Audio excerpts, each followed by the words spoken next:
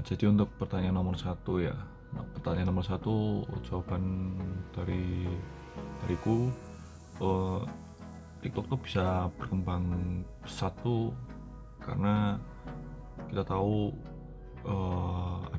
ada kontribusi banyak dari beberapa pihak ya. Yang pertama dari TikTok sendiri ya, kita tahu dari user interface-nya aja sendiri pun sebenarnya sangat sangat ramah ya, dan juga Menurut saya konsep video yang ditawarkan TikTok itu sangat menarik karena TikTok menawarkan format video yang pendek dan unik, yaitu berdurasi sekitar 15 detik hingga 60 detik yang memungkinkan para penggunanya untuk mengekspresikan kreativitas mereka dengan mudah dan singkat. Hal ini sangat membantu dan menarik perhatian para pengguna dan membuatnya lebih menarik dibandingkan platform media sosial yang lain yang menawarkan konten yang lebih panjang dalam video durasinya. Untuk TikTok sendiri kayaknya populer tuh kurang lebih 2 tahun setelah kemunculannya ya. Untuk faktor populer nih mungkin karena kreativitas anak-anak gitu kan, karena kontennya kan short juga, jadi lebih mudah lah daripada kayak di YouTube atau apa gitu, kalau menurut aku sih. mudah dipakai untuk semua orang, dan juga apa ya, berbeda dengan kayak Instagram atau Twitter.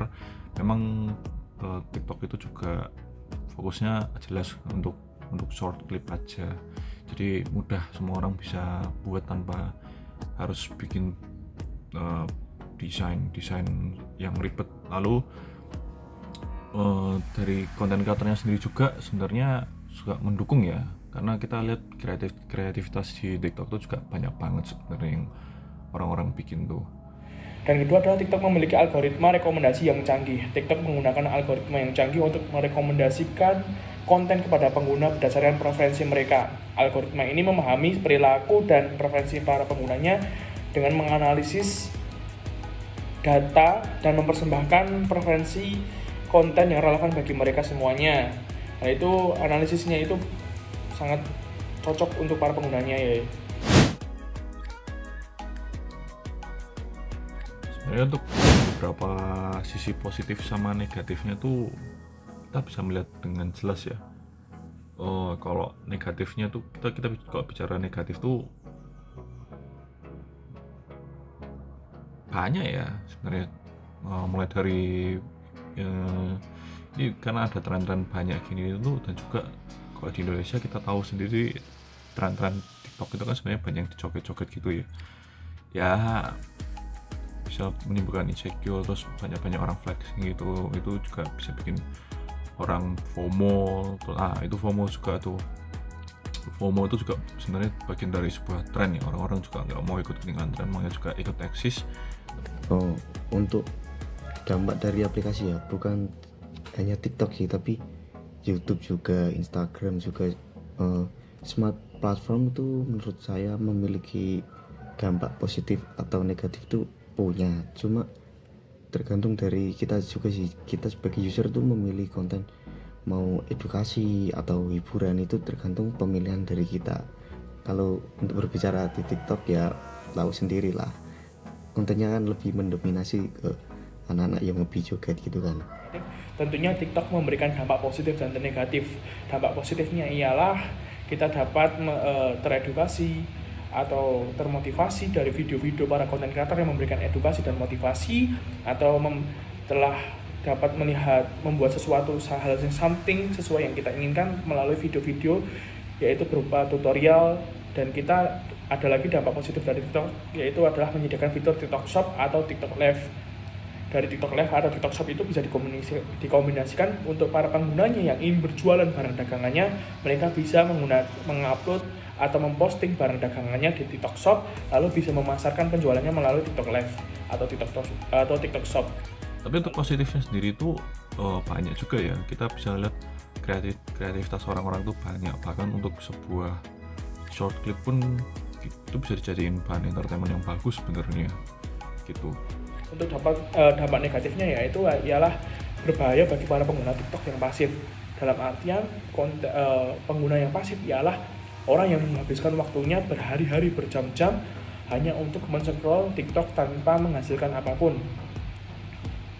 banyak ini untuk hal positifnya, yaitu adalah seperti orang habis lelah bekerja, dia pulang lalu membuka aplikasi TikTok itu untuk hiburan. Tetapi jika orang yang pasif, dia tidak melakukan produktivitas dalam hidupnya sehari-hari. Contoh sebelumnya dia adalah memiliki waktu longgar digunakan untuk berolahraga, tapi waktu dengan adanya TikTok, dia dari pengguna yang pasif, dia menghabiskan waktu yang sebelumnya digunakan untuk berolahraga digunakan untuk menggunakan TikTok tuh scroll hingga hingga habis waktu longgarnya tersebut tanpa adanya produktivitas untuk tubuh. Tapi untuk positifnya sendiri itu banyak juga ya. Kita bisa lihat kreativitas orang-orang itu banyak, bahkan untuk sebuah short clip pun itu bisa dijadiin bahan entertainment yang bagus sebenarnya.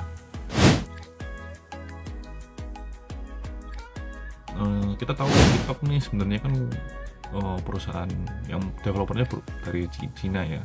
Sebenarnya untuk keamanannya sendiri pun kita jujur takut banget ya, apalagi itu kan seringkali TikTok, apalagi yang jual-jualan itu kan minta data pribadi berubah KTP, terus data-data pribadi yang lainnya. Untuk keamanan tuh sebenarnya juga cukup, ini opini pribadi ya, cukup mengkhawatirkan, karena tidak ada pihak yang bisa menjamin bagaimana TikTok tuh bisa menjamin keamanan data pribadi kita gitu. Oke, untuk pengamanan data ya, menurutku hampir semua aplikasi dimintai untuk permintaan atau verifikasi data ya. Mungkin karena itu ada isu-isu yang dulu tuh mau memblokir akun atau apa gitu kan. Mungkin untuk keamanan situ, tapi untuk dampak dari data privasi tersebut kurang tahu sih apakah aman atau tidak. Itu kan karena ada meminta data diri juga, alamat juga, KTP. Tapi untuk itu semoga ada tindakan lebih lanjut lah, itu aman atau tidak gitu. Ini menurut saya TikTok untuk keamanannya cukup aman untuk penggunanya dan untuk perusahaannya, karena perusahaannya dapat menjaga keamanan para penggunanya, yaitu dengan sebelum mendaftar TikTok untuk izin akses yang diminta oleh TikTok, yaitu berupa email dan nomor telepon itu sangat cukup. Jadi untuk menjaga privasi penggunanya dan perusahaan itu sudah sangat cukup sekali.